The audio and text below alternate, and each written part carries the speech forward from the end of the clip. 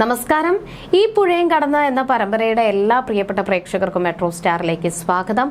അങ്ങനെ നമ്മൾ എല്ലാവരും കാണാൻ ആകാംക്ഷയോടുകൂടി കാത്തിരുന്ന ആ ഒരു എപ്പിസോഡാണ് ഇനി വരാൻ പോകുന്നത്. നമ്മളെല്ലാവരും ആഗ്രഹിച്ചത് നരേനും കാവേരിയും എന്നായിരിക്കും കണ്ടുമുട്ടുക. അവർ തമ്മിലുള്ള അവര് പരസ്പരം കണ്ടുമുട്ടുന്നതും പിന്നെ കാവേരിയുടെ പ്രശ്നങ്ങളെ സോൾവ് ചെയ്യാനായിട്ട് നരയൻ എത്തുന്നതും ജയപാലനെ പഞ്ഞിക്കിടുന്നതും അങ്ങനെ നമ്മൾ കാണാൻ ആഗ്രഹിച്ച എല്ലാ സംഭവങ്ങളും ഇനി വരാൻ പോകുന്ന എപ്പിസോഡുകളിലാണ് നടക്കാൻ പോകുന്നത്. എന്തൊക്കെയായിരിക്കും ഇനി സംഭവിക്കുക എന്ന് നമുക്ക് നോക്കാം. അതിനു മുൻപ് ആദ്യമായിട്ടാണ് ഈ ചാനൽ കാണുന്നതെങ്കിൽ തീർച്ചയായിട്ടും സബ്സ്ക്രൈബ് ചെയ്യുക. അപ്പോൾ ഞങ്ങളിടുന്ന പുതിയ സീരിയൽ റിവ്യൂ വീഡിയോസ് എല്ലാം നിങ്ങൾക്ക് ലഭിക്കുന്നതായിരിക്കും.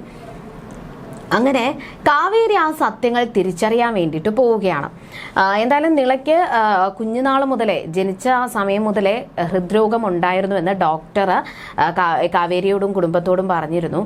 അത് എല്ലാവർക്കും വലിയൊരു തിരിച്ചടി തന്നെയായിരുന്നു.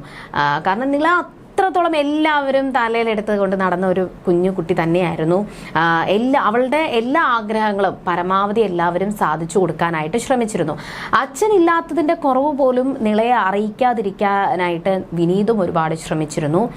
പക്ഷേ ഡോക്ടറുടെ ആ വാക്കുകൾ അവരെ എല്ലാവരെയും തകർത്തു. മുത്തശ്ശിയോട് ചോദിച്ചപ്പോഴും കൃത്യമായിട്ട് മുത്തശ്ശിക്കൊന്നും പറയാൻ പറ്റിയില്ല. കാരണം കുഞ്ഞുനാൾ മുതലേ നിളയ്ക്ക് ജനിച്ച സമയത്ത് ഡോക്ടർ അങ്ങനെ പറഞ്ഞു എന്നൊന്നും കൃത്യമായിട്ട് പറയാൻ മുത്തശ്ശിക്ക് പറ്റിയില്ല. പക്ഷേ ഇനി ചികിത്സയും കാര്യങ്ങളും വേണം എന്നാണ് ഡോക്ടർ പറഞ്ഞിരിക്കുന്നത്. ഇല്ല എന്നുണ്ടെങ്കിൽ നിളയ്ക്ക് വലിയൊരു അപകടം തന്നെ സംഭവിക്കുമെന്നും ഡോക്ടർ തന്നെ പറഞ്ഞിട്ടുണ്ടായിരുന്നു. അപ്പോൾ ചികിത്സയും കാര്യങ്ങളുമായിട്ട് എല്ലാവരും പോവുകയാണ്. പക്ഷെ നിളയ്ക്ക് ആ ഒരു വേദന കൊടുക്കാതിരിക്കാനായിട്ട് കാവേരിയും കുടുംബവും പരമാവധി ശ്രമിക്കുന്നുണ്ട്.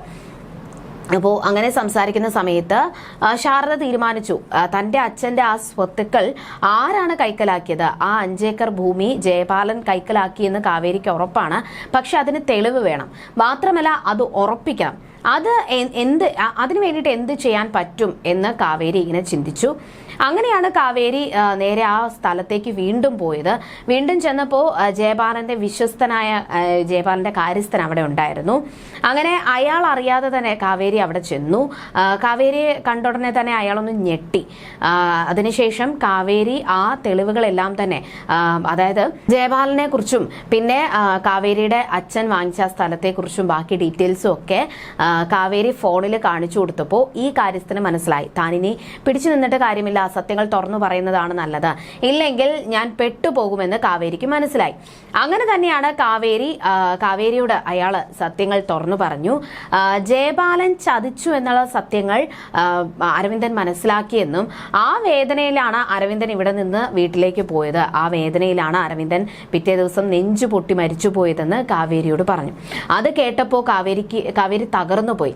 തന്റെ അച്ഛൻ എത്രത്തോളം വിശ്വസിക്കുകയും സ്നേഹിക്കുകയും ചെയ്തതാണ് തന്റെ സുഹൃത്തായ അരവിന്ദൻ, ജയപാലനെ. പക്ഷെ ആ ജയപാലൻ അച്ഛനെ ചതിച്ചു എന്നറിഞ്ഞ വേദന സഹിക്കാൻ പറ്റാതെ അച്ഛൻ മരിച്ചു പോവുകയാണ് ചെയ്തത്. അത് കാവേരിക്ക് സഹിച്ചില്ല. അതുകൊണ്ട് തന്നെ കാവേരി തീരുമാനിച്ചു ജയപാലനെയും കുടുംബത്തെയും തകർക്കാനായിട്ട് കാവേരി തീരുമാനിച്ചിരിക്കുകയാണ്. കാവേരി കേസ് കൊടുത്തു, തെളിവ് സഹിതം തന്നെ കൊടുത്തു. ജയപാലനും ജയപാലന്റെ മകളായ രാഗിണിയും പോലീസ് സ്റ്റേഷനിലേക്ക് വന്ന സമയത്ത് തന്നെ കാവേരി അവരെ അട്ടപ്പടലം പൂട്ടി. ഒരു രീതിയിലും രക്ഷപ്പെടാൻ പറ്റാത്ത വിധത്തിൽ തന്നെയാണ് കാവേരി തെളിവ് സഹിതം കാണിച്ചത്. ഇനി കേസുമായി മുന്നോട്ട് പോകാൻ തന്നെ കാവേരിയും തീരുമാനിച്ചു. ഇതിനിടയിൽ അരവിന്ദൻ അത്രത്തോളം അത്രത്തോളം അധ്വാനിച്ച് വിയർപ്പ് നീരാക്കി ഉണ്ടാക്കിയ ആ സ്നേഹതീരം വീട് പോലും അവർക്ക് വിട്ടുകൊടുക്കേണ്ടി വന്നു. ആ വീട്ടിൽ നിന്നും പടിയിറങ്ങേണ്ട ഒരു അവസ്ഥയിലാണ് കാവേരിയും കുടുംബവും. അങ്ങനെ വിനീത് തന്നെ അവരെ കൊണ്ടുപോകുവാണെങ്കിലും തിരിച്ച് തൻ്റെ വീട്ടിലോട്ട് പോകാൻ പാടില്ല എന്ന് വിനീത് ഉറപ്പിച്ചിരുന്നതാണ്. അങ്ങനെ വിനീതും എല്ലാവരും കൂടി ചേർന്ന് നിളയുടെ ചികിത്സയും കാര്യങ്ങളും കൂടി അതിനും കൂടി വേണ്ടിയിട്ട് അവര് ഒരു വീട് കണ്ടുപിടിക്കുകയാണ്. വാടക വീട്ടിലോട്ട് താമസം മാറുകയാണ്.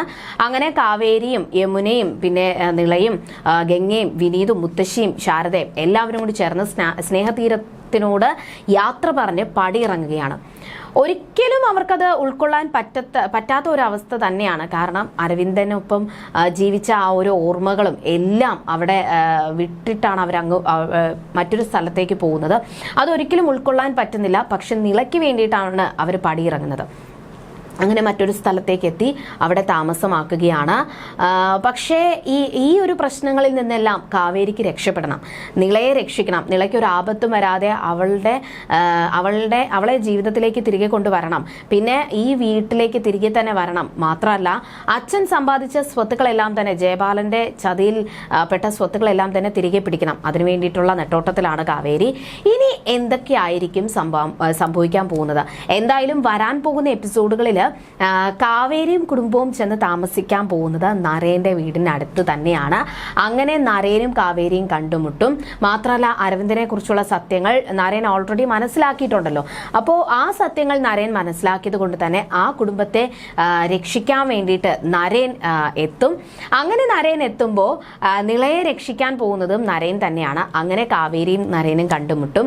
പിന്നീട് അങ്ങോട്ട് ജയപാലന്റെ പതനം ഉറപ്പിക്കാൻ പോകുന്നത് നരേനും കാവേരിയും കൂടി ഒരുമിച്ചായിരിക്കും. എന്തൊക്കെ സംഭവിക്കുമെന്ന് നമുക്ക് വരുന്ന എപ്പിസോഡുകളിൽ കണ്ടറിയാം. അതുവരേക്കും ബൈ.